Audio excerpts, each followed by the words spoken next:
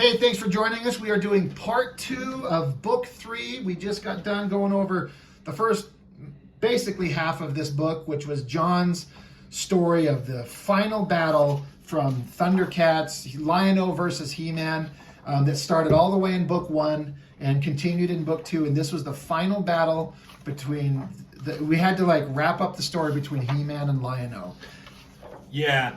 I think I remember you telling me, like, you were just going to have a thing where, like, Lion-O showed up and they had a conversation. And Probably. Basically, like, hey, that's my Eye of Thunder. I was like, oh, okay, here you go. Now that you say that, that sounds very familiar. And you were like, hey, do you want to do that part? I'm like, yes, I do. Oh, yes, I do. I am going to make it into a whole thing. Yeah. And you did. So we just got done. So check out video 1, part 1, where we went over the battle in detail. So starting here, it continues their conversation. You wrote this, and I think you might have done some layout. I think I did the layouts too. And again, I can't remember what. I think I was running out of time, and we want to get this done for a convention. Fair. And I was just like, dude, I don't got the time. Yeah. So if you want to do these, I drew this. So it starts out now because He-Man says after they end their battle, he's like, let's go talk inside. So we cut to inside Grayskull. We've got a close-up of Skeletor's head. Lion-O seeing the skull of that monster that came to Third Earth and wrecked his life. Yeah. And he's looking at it, and so He-Man's saying, I ripped his heart out, but it's still beating. And he's like, I must apologize to you. If I would have eliminated Skeletor when I had the chance, he would have never brought his evil to your world as well as mine. Yeah.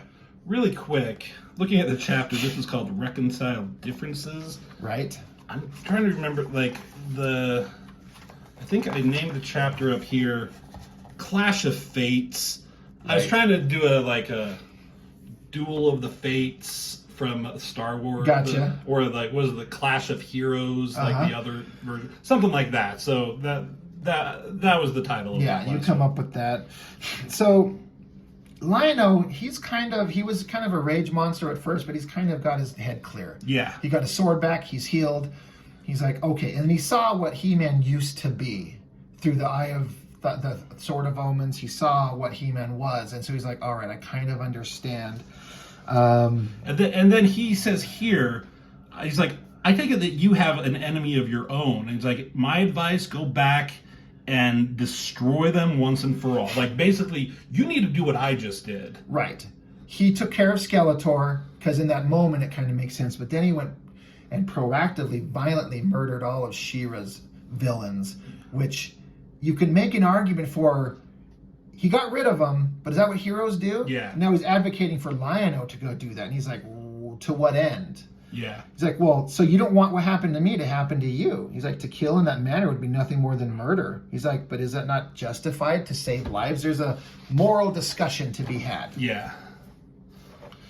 Lion-O's not there. He's not, Yeah. He's like, you speak as if you've already done it. And so we see He-Man basically giving a breakdown of how this is like a single image recap of him killing all the members of the Horde. And he's like, I did what was needed to save my sister, and now her world is safe. And then he goes on to say, like, there's always going to be evil in the universe, no matter how hard we fight, no matter how much we defeat evil. Like, it's always going to be there, and that's why the fight will never end. And he's like, but we must remain the shining example. The only way to defeat evil is to show others to do good. To turn from that path is to become the evil that we seek to destroy. Right. And He-Man is like, I thought you were like me. I thought you understood, but you sound just like Adora. Her and your naive way of thinking could be the doom of us all. You should go. He's still fucked up. Yeah, and he was like, he almost thought he had like, hey, you know what? You went through the same shit I did. You went through it. If anybody understands where I'm at, it should be you. And when he's not getting kind of the response he thought, he's kind of mad. He's like, fine, just get lost. He opens up a portal. I really like how you did the coming up.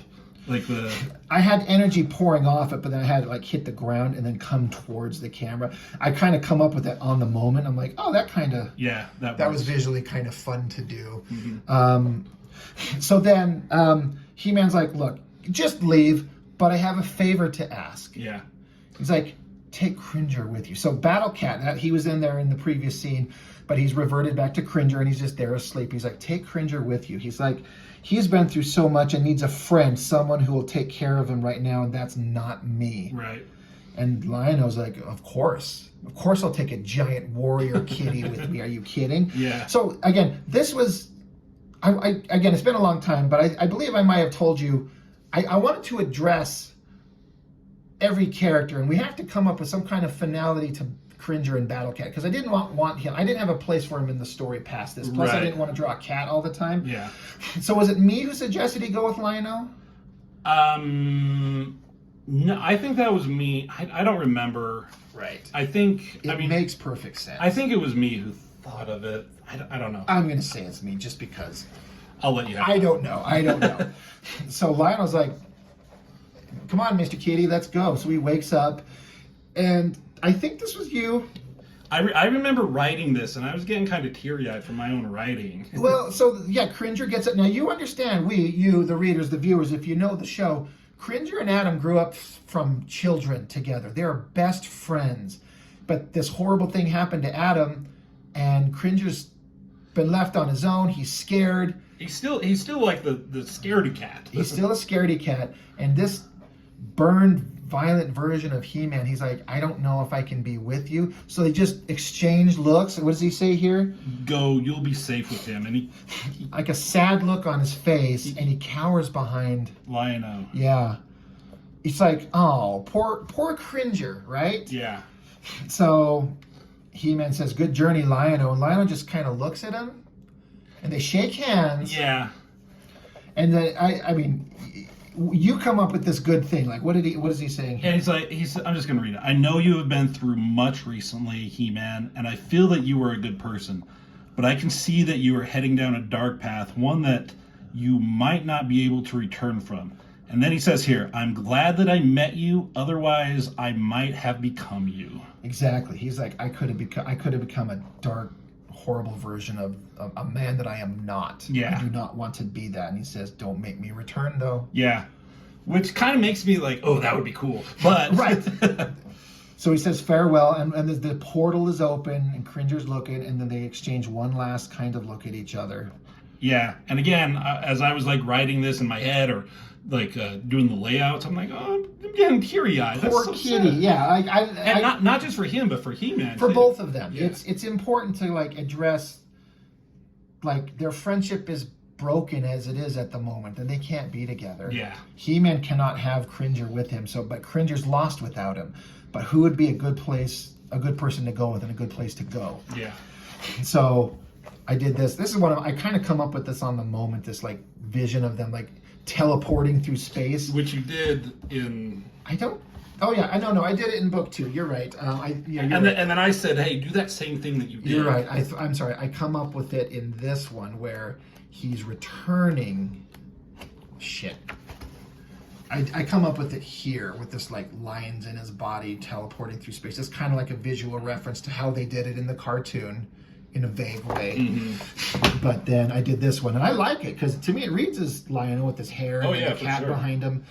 So they teleport away back to his own dimension, his own universe. Cut to Grayskull, and then you got He-Man looking through a window, and then this is a scarred ass face. He's saying goodbye, old friend. He's got tears in his eyes. Yeah. That is the addressing the end of the relationship between He-Man and Cringer. Do you know what would have made this better? Dialogue boxes everywhere. Oh my God. It needs to be covered in dialogue boxes, just going over so much ridiculous bullshit. Sometimes you could just let the visuals. And you've saved me from doing that. I found myself writing dialogue boxes all over the place. And there was a couple places, even in book 2, and a couple places in the one I'm doing now, where like I think back where you had just said, just let the visuals tell the story. And I'm like, delete. And I'm like, it flows just fine. And that might have also come from like I was doing the letterings. I'm like, I don't want to fucking. I don't need to put any more goddamn text on this thing. So it goes on to the next part where, again, I need to address all the different characters. And at some point, He-Man's father has to come speak to him. And I interjected a certain amount of stuff thinking of my own father. I also questioned Our father. Our father. He's my dad. I even talked to my my now ex-wife, and she's a behavioral therapist, and she deals with veterans that have gone through horrible things, and she has to counsel them. And like, what is somebody that's been through some horrible PTSD type stuff? What do they need to hear? What helps them go on? And basically the dialogue I wrote is, Randor comes to Grayskull. He's like, everyone knows now that Adam is He-Man, and they were giving him his space. But his dad is here, and he's like, look, son, we've given you your space. It's been a long time. Your mother cries for you every night. I want my son back. I understand the sacrifice that you made. You protected us all. You defended us. Because they didn't know that... His mom knew. Oh, yeah. That's in the cartoon. Mom knew but kept it a secret. Randor had no idea. But now that he knows, he's like, oh, my bumbling dumbass son was He-Man this whole time. And he was keeping that secret to protect us. He gave of his self so much. He was so selfless. He's like, there is no more you can do here. You are needed. Eternia needs Prince. These are dark times. Your mother needs you. I need you, my son. So I plead with you. Come home. I understand the horrible sacrifice that you made for us all. You sacrificed your moral code, your honor, your body, and your soul. You gave all of that. You gave all that up. Jesus Christ, I can't read it sideways. In defense of us all, taking it upon yourself to protect us, and we've so that we never have to see such a day ourselves. You took on that pain. You eliminated the evil. There is no greater honor you could give. No gift as great as that which you gave us. He-Man, Adam, my precious son. And I was a new father at this time, so I was also interjecting my own thoughts to my own son in a way. I'm thinking of my own father, our father. I'm thinking of my son. He's pleading with him, like, I understand what you've done. You have given so much, but it's time to come home, my son. And then it's just silent, no response. He's in Grayskull, but you can't see Adam. He's like, I know you're here, son. I'm not stupid. You're here. But Adam chooses to not respond, so he's like, very well. So he walks out, and you got Ram Man, Stratos, and Orko. And they're like, how did it go? And Randor's saying, he's there, and he heard, but he chooses not to show himself. No matter what I said what I needed. Go ahead. We need to interject my little boys wandering through the universe here. Okay. Anyway, he's like, no matter what, I said what I needed to. He will do as he will, or he won't. We need to go. He heard me. I said my piece. And He-Man... I like this scene right here. Silent Grayskull and the Sky... What do they call those things? Sky Raiders? I don't know. Those flying... They take off and they leave. And it's in this moment where He-Man heard the words of his father. Even though he couldn't bring himself to face his father...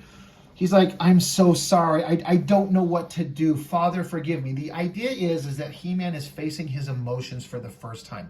He's letting his rage go. And this also comes from, like, Cringer leaving, too. Yes, he just had that emotional moment. Now his father's come to him. He's like, I'm afraid of what I've become, of what I'm capable of. I failed. So many died because of me. I'm lost, Father. I don't know what to do. He's facing his emotions. He's letting his walls down. And in that moment, a voice comes from the distance. Like, all you have to do is forgive yourself, Adam. No one is perfect, and we all make mistakes. The only true sadness is to not learn from them. He's like, who? What? Yeah. And if you'll notice, like, I tried to do the dialogue box in the word bubble in a very distinct way. Which matches... all the way back here. This voice, unknown voice, talking to Battle Cat in that moment. In the previous video. Right, yes, the one that we did, the other video. So if you're paying attention, it's the same voice. Who is speaking to him? The sorceress. You know. Oh my God. Right? Your destiny is not written in stone, Adam. No one decides who you are but you. He's like, oh my God, you're back. So she comes down, and he's like, but how? You're dead. I buried your body in Grayskull. You can't be here. They try to touch hands. This is like a ghost, an apparition, a spirit of her. And she's like, yeah, I died. I've passed into the next life. I have been given this moment to speak to you. She's like, the spirit world could not be seen by you until you finally released your anger and your guilt. So strong were they that you could not hear me. But today you finally made that first step to letting yourself feel something more than rage. And that's how she's been finally allowed to come in to see him. So, she's like, I can't stay long, but I've come to say my goodbyes and remind you of the good man you are. Don't let the darkness take over. You must forgive yourself. He's like, I don't know if I'm worthy of forgiveness. She's like, we all have these doubts about ourselves. This is a quest that only you can make, and only you can meet the challenge within your own heart. But I cannot stay here and help you. He's like, but I need you. Like, don't come here and like go. I need you. I need your help. He's like, you can do anything, Adam. I can't tell you what you have meant to me, your friendship all these years. It has been wonderful, but my time is done. But you will not be alone. As my time as guardian of Grayskull is past, so does it pass. A new time arises for a new sorceress of Grayskull. Goodbye, Adam. I will always be with you. I have her like fading out, but an image of someone else is coming into the light. And we have Tila. Now, if we notice back in book 1, right at the end, when Skeletor had swallowed the soul of the sorceress, because Tila had been shot dead. And then we cut to right when the sorceress was freed and Skeletor was killed, her dead body lying on the ground, but it suddenly jerks alive, energy pours out of her, and she vanishes. Because if you know in the cartoon, yes, the connection between Sorceress and Tila. Sorceress is Tila's mother, so Tila has the potential to be the next sorceress. I think that was always implied in the show. So Man-at-Arms is adopted? He's adoptive father. We never know who her real biological father is. That was never said in the cartoon. I think in the extended lore, the comics, the cartoons, it was said, but I'm only going off the cartoon, the 80s cartoon. It was never said. So I've got Tila, and I kind of did this new design on her outfit that's the sorceress's outfit, but she kept her own hair and that ridiculous thing in her hair that Tila always had. And I designed this new kind of like harness that she wears. It's kind of like He-Man wears one. She-Ra kind of has one. It's supposed to be kind of bird-like with like a bird-like face and then like claws down here clutching at this circular piece and like a bird tail. I have ultimately decided I don't care for this design too much, but it's what I designed at the time and I liked it at the time, so we're stuck with it for a while. I tried to make her look sexy and beautiful, but she's back from the afterlife. God damn, finally. Right? And she's basically like, come see me, Adam. I'm here. And he's like, oh God, stay away. I'm a monster, stay away. She's like, I don't care. She hugs him, she holds him. She's like, I've been able to observe you in the afterlife. I know everything that's happened. Adam, you have to let go of this rage. You can't live this way. It's time to move on. So she's like, no one could foresee what Skeletor was going to do. You did what you felt like you had to. I may not agree with everything that you've done, but I understand. I'm your friend, and it's time to move on to the next step. Yeah, you big dummy. You big dummy. He's like, but Tila, of all the things I've done, maybe I'm not worthy of forgiveness. What's he doing? Taking a shit? No, that's fine. What are you doing, Bubba? I'm looking for the dog's toy. They're all in there. Oh. We got my kids and my brother's dogs going on in the background, but that's okay. They're all sweet little creatures. But she's like, everyone gets a second chance, and we're going to start right now. So he's like, first off, we're done with these physical scars you've lived with for all this time. It's been months and months, maybe even a year at this point. So she's like taking his cape off of him, and then she opens up this big portal. She says, I'm going to take you to this chamber you've never seen. And Adam's like, well, I know all the chambers in Grayskull. What are you talking about? She's like, no, you've never seen this one. And so it's this whole other chamber with like these stony like rocks around, a pool, a lion's head, and a waterfall pouring out of it. Was that in the cartoon? No, I made this. This is all me. Because I needed some bullshit way to fix them. And so I come up with this chamber. I tried to make it look regal with a giant stone lion's head waterfall. And she's like, these healing waters will wash away your scars and rejuvenate you. But you have to want to. You have to want to do this. And he's still doubting himself. She's like, just let go, dude. Like, it's time to stop living in constant pain and fear. He's like, maybe you're right. So he walks into the waters. I have lived with this pain long enough. No more suffering, he says. So he walks into these waters, and I have it where, and I did this intentionally. Like, he had these wrist gauntlets on. He always wears these. I think that's cool. And so they come off him, but his skin is unharmed underneath those. The laser beam fires that Skeletor blasted at him and melted his skin, even under this harness around his chest. They all pop off, and he's under the waters with the bandages on his face, and as the water washes over him, and it steams and fogs, and it washes away his physical scars as if by magic, and he's healed. You are He-Man, the most powerful man in the universe. He's no longer Dark Man. Yeah. He's healed back up to be who he is. Do you need him to stop wandering around? Andrew, go back in the living room and stay there. You're in trouble. Busted. Anyway, He-Man, he's healed. He's back. So she's like, well, how do you feel? He's like, I didn't realize how much physical pain I was in until it was gone. Oh, that's, yeah. So she's like, I'm like, I typed up these words, but you don't remember them? I forget some of the shit. He's like, I feel better than I have in a long time. I feel like me. She's like, good. Now, if you don't mind, I have been existing in the spirit world so long, I've almost forgotten what having a physical form was like myself. So she starts transitioning this outfit of hers off, and she's just covered in her cape.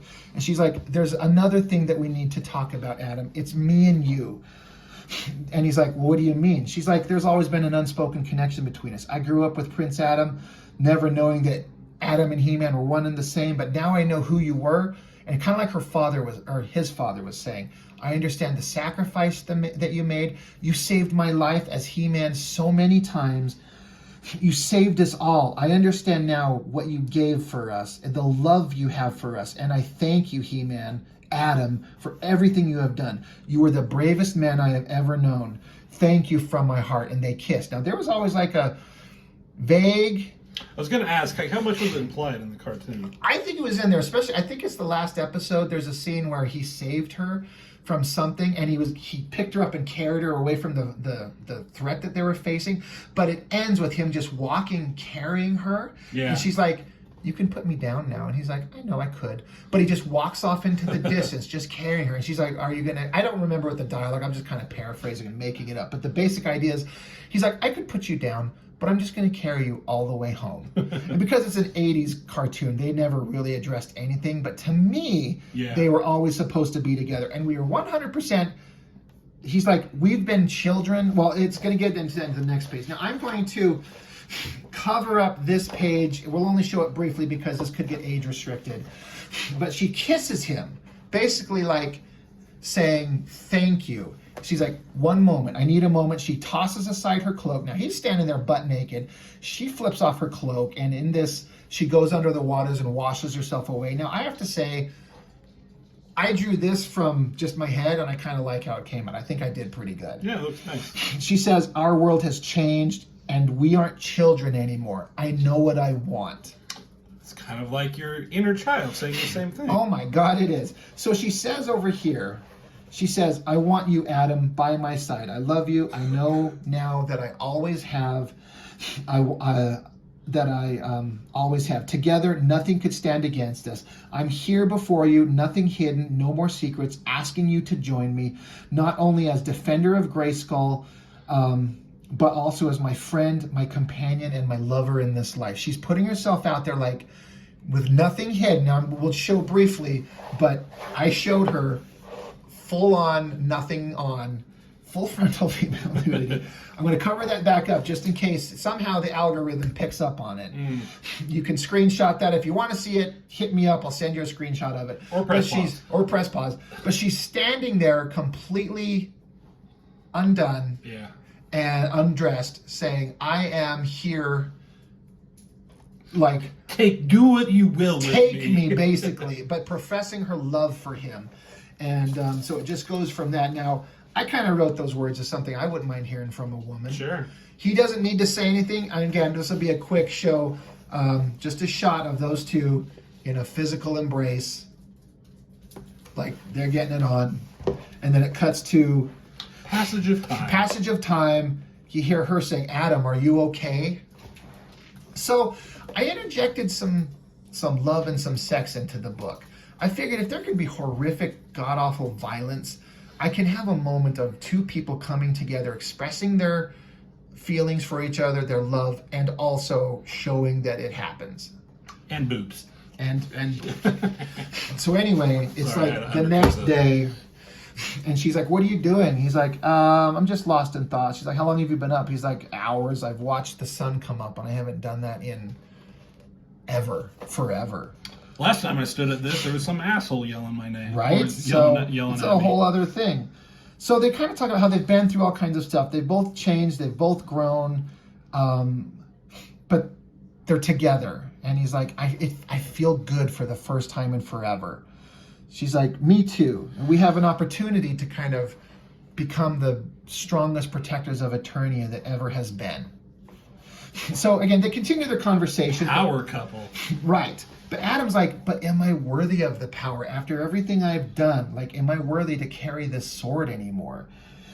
And she's like, these are questions only you can answer. No one can do it for you. But this responsibility is given to you, and you must find the way. But I'll be with you every step. I can hear in her mind, she's like, just fucking do it. Just do it. So she's like, you need to believe in yourself and in the power.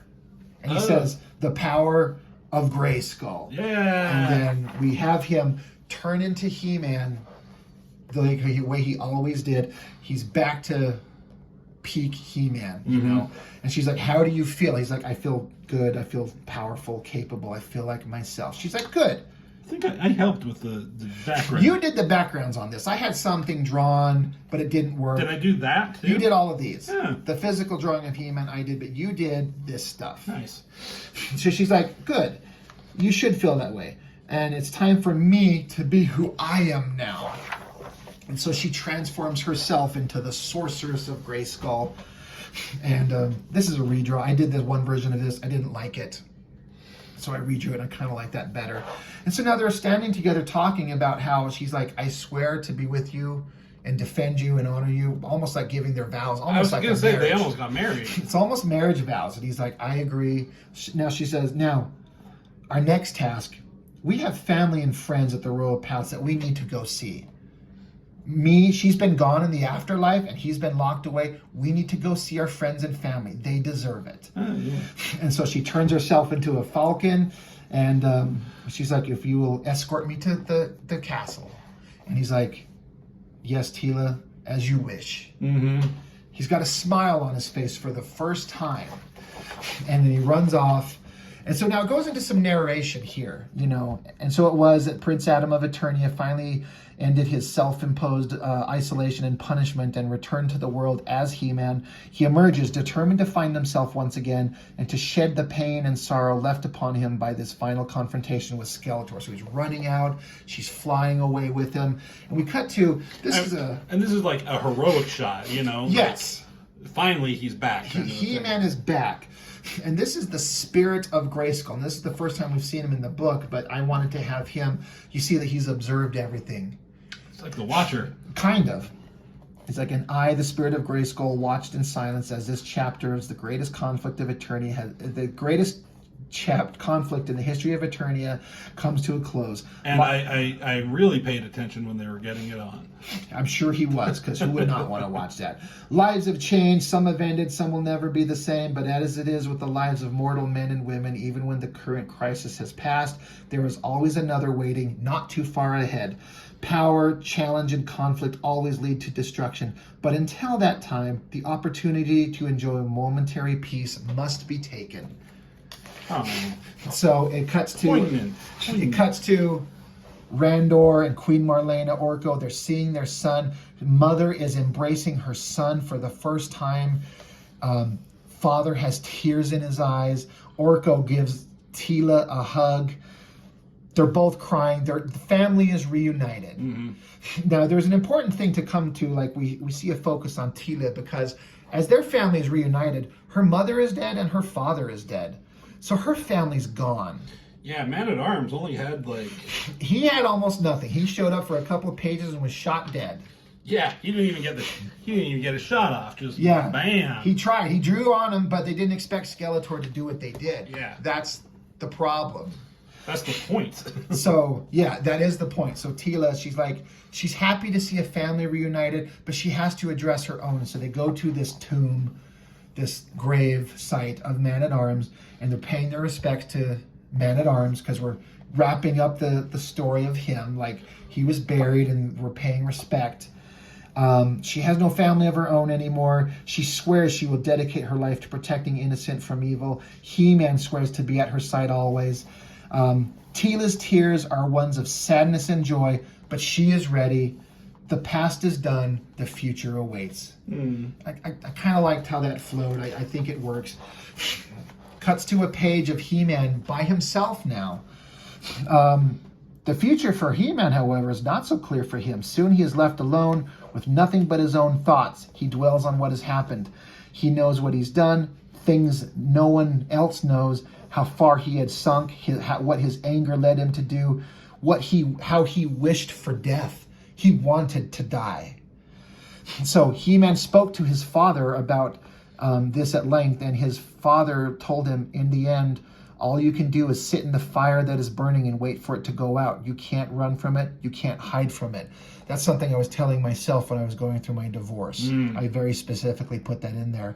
And he's saying to himself, I can do it.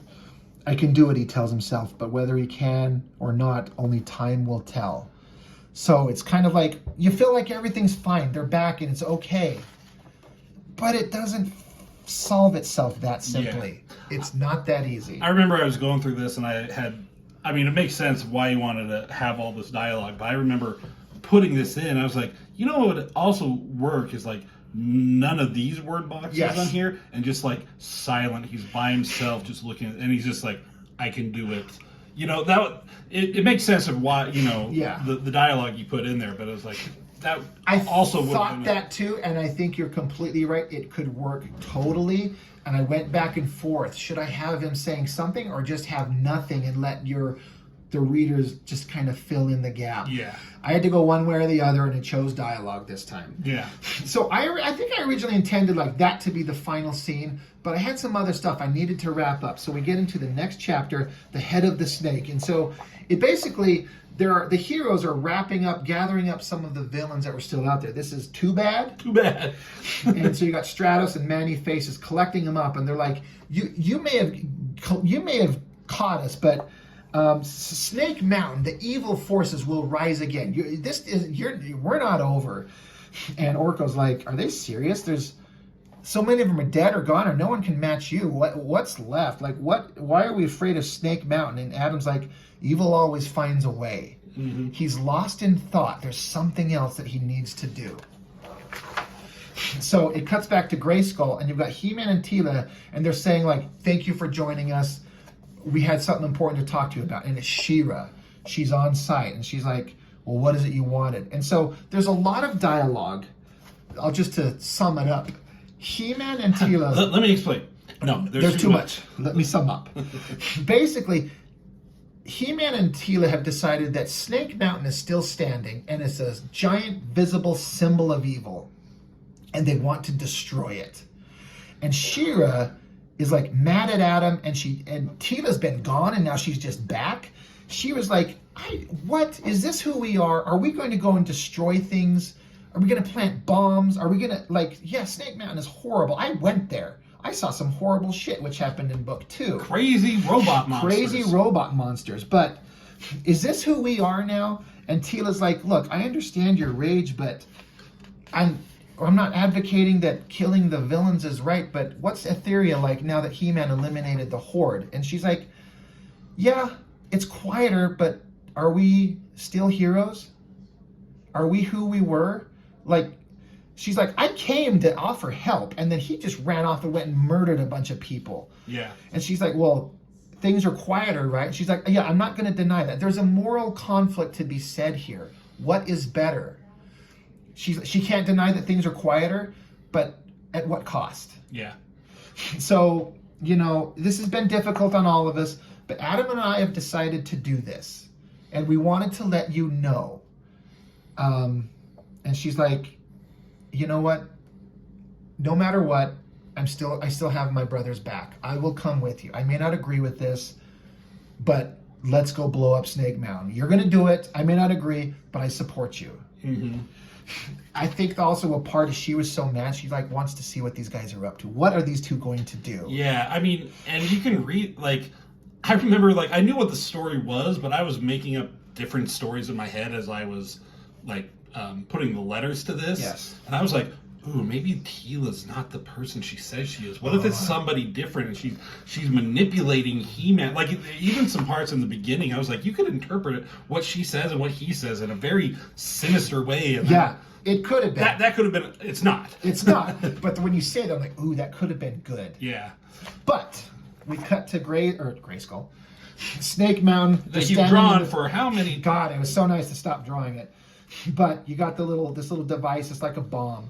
And they're like, all right, we're here. And so she was like, are you sure there's no one else here? Because we all thought that. And I came looking in here. There was some weird creatures here. So Tila does like a magical sweep. She's like, I sense no life. Mm-hmm. Now that line ties in very specifically to something that happens in book 4, which you could go back and see my video when we see that. But she says, there's no life here. We could blow up this thing with a clear conscience. Yeah, I like that this chapter and the very final chapter is basically just a prelude into your next book. It is, so yeah. It's just setup. The story kind of ended here. Yeah. But this is leading stuff into the next book. So they're all kind of staring down and like, who wants to trigger the bomb? And He-Man's like, this is my idea. Got it. I'm right. He pushes the button and like, let's get out of here. And I drew this. I kind of had fun drawing this exploding Snake Mountain with these textures and these lines. I wasn't sure how I was going to do it, but I kind of like how it came out. Mm-hmm. And they're standing on this peak, which is a little bit of a callback to, let me flip this open here, when Skeletor leaves Snake Mountain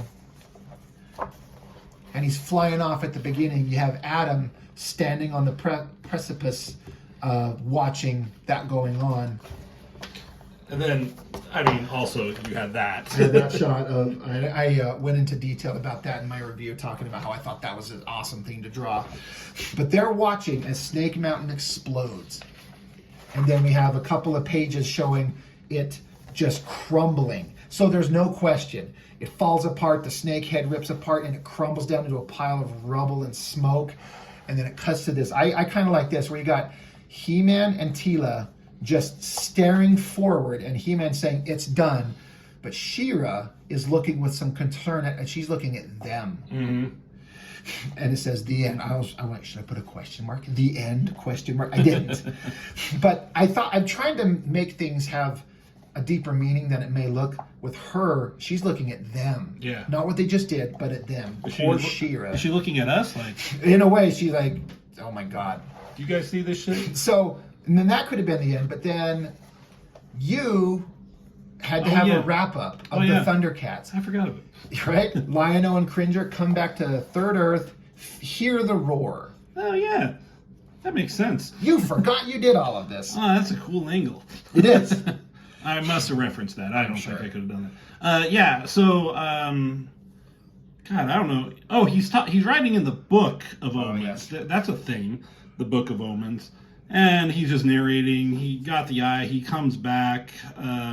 Basically, like, the cat's lair was all fucked up, but he talked about, like, our friends, citizens of Third Earth, rallied to our aid. The Robert Burbles, who built the thing, came by and they rebuilt it. And now it's just showing, like, all their friends. So there's some of the I mean, there's Chitara, there's Tigra, there's the Kit and Cat, and there's that new wave of characters that came at the end of the show. Bengali, Linkso, and Pumaira. Sure. And then Wyla and Nada. The hot jungle lesbians. Yeah, Hachiman. Oh yeah, I forgot about that motherfucker. Yeah. Thundercutter. Thundercutter. Yeah. And the Robert Burbles, I threw them in, like, peeking out. Burbly burbles. So, so, like, just showing, like, oh, they're back. Like, they all came to help out. Like, shit happened.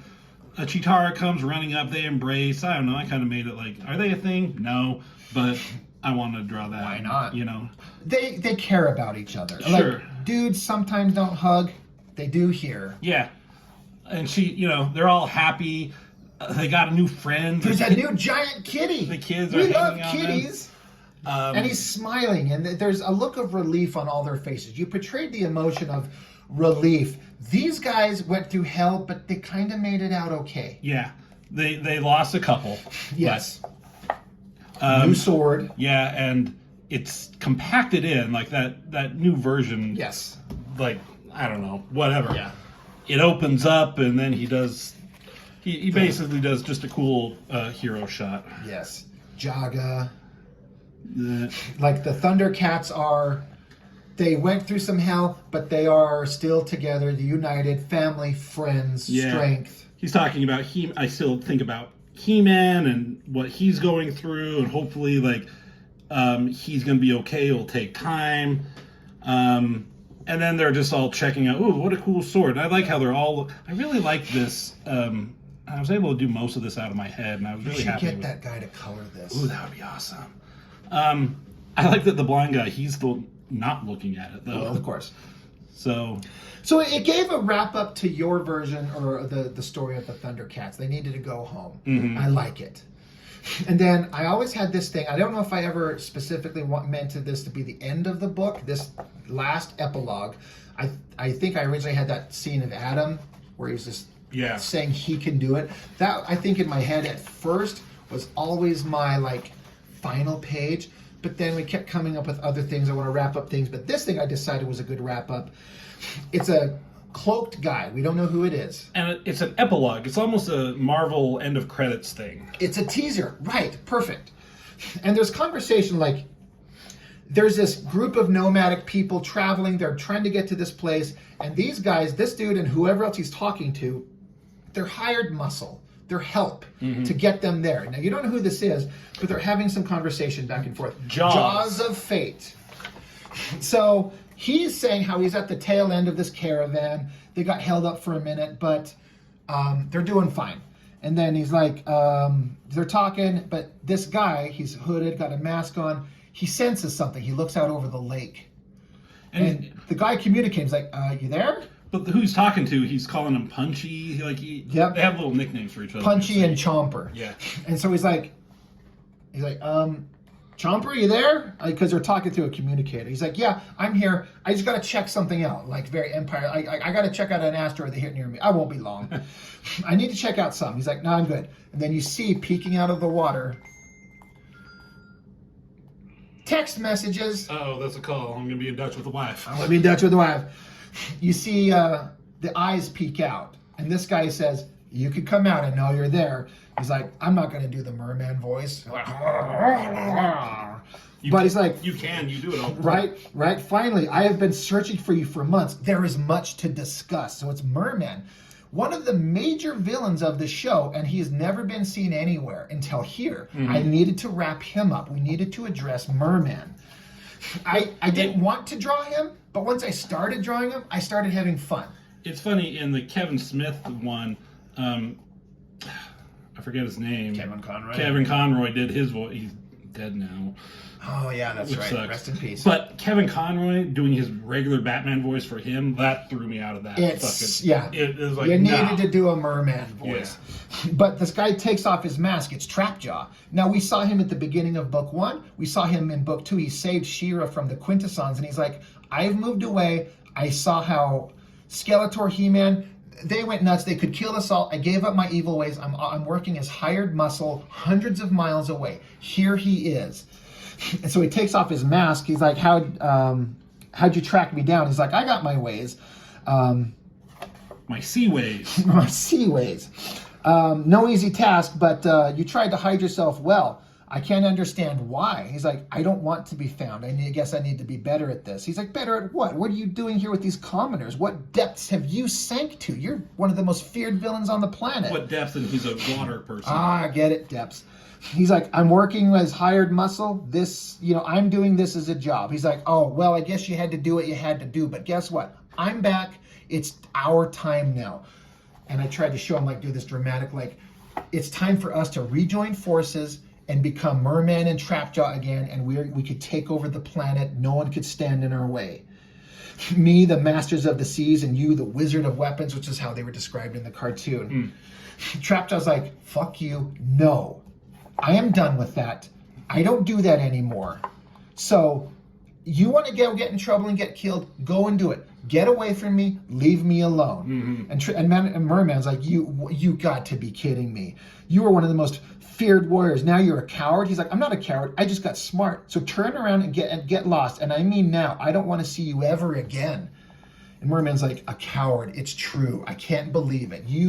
He's like, he came to him like, we should go and do shit together. But he's like, you're just a chicken shit now. You lost your nerve, didn't you? Chomper. You're a chomper. He's like, look, you even removed your weapons. You are not what I thought you were. And he's like, you know how hard that shit is to draw? Right. That is literally a big part of it.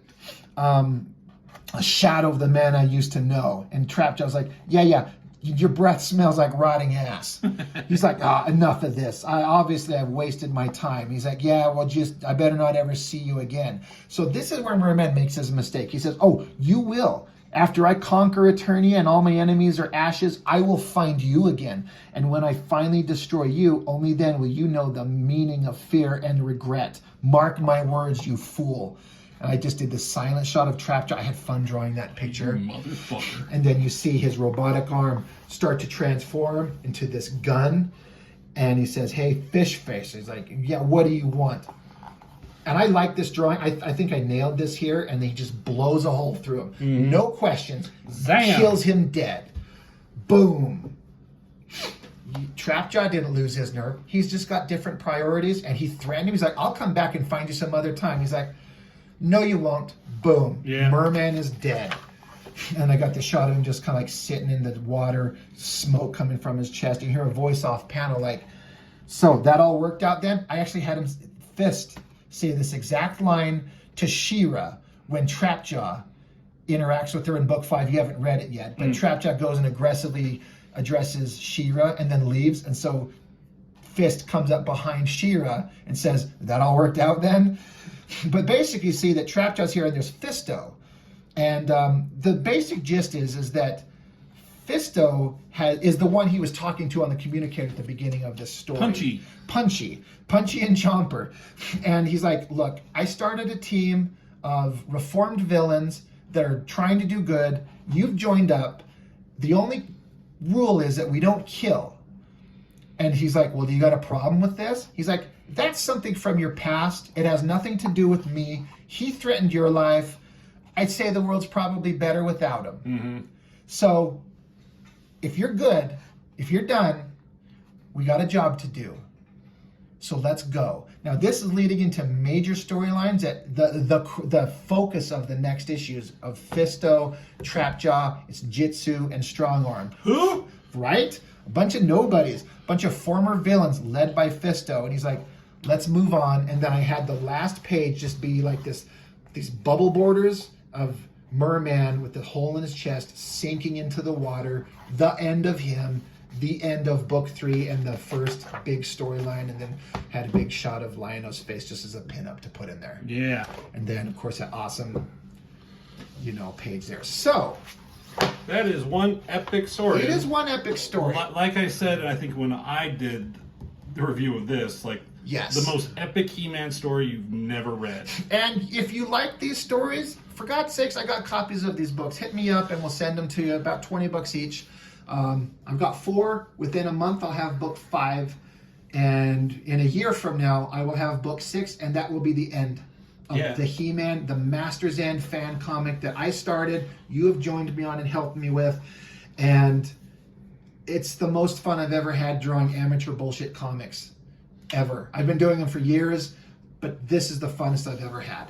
Yeah, good times. Yeah. I mean, support local, struggling, starving artists, man. Right? If you want to see more, please. Because all the money just basically goes into printing more copies, honestly. Because we have to, we purchase them in 25 issue chunks, have them at conventions. I try to keep a stack on hand. I've sold a couple, my YouTube channel here. Usually when I do a video on these things, I usually sell at least one set, which is always fun. So I appreciate it. But I don't know. We've now done issues 1, 2, and 3, and I've done 4. Soon we'll have 5. For this cover, Oh yeah, we were trying to figure out we needed a cover for book 3. and basically we just like took this image and this image, and I think I just on the digitally just extended the blades. Now you say we. I think you came up with this. But we were trying to decide what we were Something. I didn't. I don't know if we ever come to a final like and we what it should be. But I think you. My recollection is you just come up with this. You're like, how about that? I'm like, perfect. Go for it. Because we wanted like keep it in a theme. Yeah, there's a almost. theme. I don't know what else we could have done. It wouldn't have made sense to just have Lion-O's sword, but we got He-Man's, we got She-Ra's, but the clash of the characters that was so prominent in the book. And this came from an image inside. Yeah, that was in book 2. There's just this was a picture of the sword that I just cropped out and threw in there. So I like it. And then we have a theoretical plan to print all 3 of these as one book, maybe with this same cover, but in a silver foil. And oh yeah, that's right. That's an option. I was looking at it just today. So the book would be this thick to print all 3 of these of one, and maybe we only do it once. We get 25 copies of these things. It probably will not be cheap to print, but foil cover. We'll come up with something awesome for the back. Maybe it'll be that's He-Man sword. I don't know. And I've always talked about if we do this again, like there was stuff that I left out, especially in book 2. Oh yeah. Like when Lion-O was fighting these guys, I wanted the fight to go on longer. Ran out of time. We could throw in pages. There's some spelling errors. There's some goof ups here and there. Like we can make the primo version of it. Yeah. And print it up. Who knows? I still definitely want to do that. It's just it wouldn't be cheap because I looked up printing up my next book, 124 pages. It'll cost with just regular cover $260 before tax. So I can't imagine what a book this size. Right. It'd be a chunk of cash, but. You know, and then I have people, in fact, I had someone comment on the video I put up today of book 2 that went live today as of this recording. He commented, why don't you do like a crowdfunding and get money and pay a colorist to color the whole thing? And I was like, can I with a licensed property? Yeah. Can I crowdfund it? I know some people have done things like that. I don't know how you get away with it. I would love to. I have a colorist that does really good work, but I mean, and he lives in the Philippines, so the exchange rate is really high. I don't know, but that would be quite the undertaking for somebody to color all of these. What's 80 times 3? 240. And then, but the other books are, this could be 250 to 260 pages to pay somebody to color. You get enough money, somebody will want a job, I'll pay you, but that's just one of those things out there in the universe I'd kind of like to do, but I don't see that happening. It would be so expensive. Right. But and then do you keep doing it with each book you do? I don't know. I would love to. Perfect dream if I suddenly won that $1 billion lottery that's out there right now. Oh yeah. I would pay somebody to color them. We would redo all that. We'd correct all our things. There's a couple pages I would redraw. Print this up as one book in full color with foil, everything. Maybe even hardbound book. I think that would be beautiful, but that would require money that I do not have. So if you're independently wealthy out there, and want to crowdfund and you want to us, hook us up, I will do things to you in the back room that I probably shouldn't speak of. Yeah, like playing chess, cards, go fish. Who knows? Anyway, go fish up your ass. Right? Wow. I guess that's everything. We've gone on long enough. This is 50-something minutes, so it's a good thing we split it in 2. We're kind of just blowing smoke up at each other's asses here at the end. But thank you for helping me with this, John. This is awesome to see this thing come to a culmination of awesomeness, and I know. 15 years in the making. Basically, a long time because there was a lot of big gaps of space in between. But I'm plowing through it and not stopping, and I do have future plans. So anyway, that's all I've got. That's all I've got. All right. Well, that's everything for now. So thank you for watching, and I will see you on the next one. So say we all. So say we all.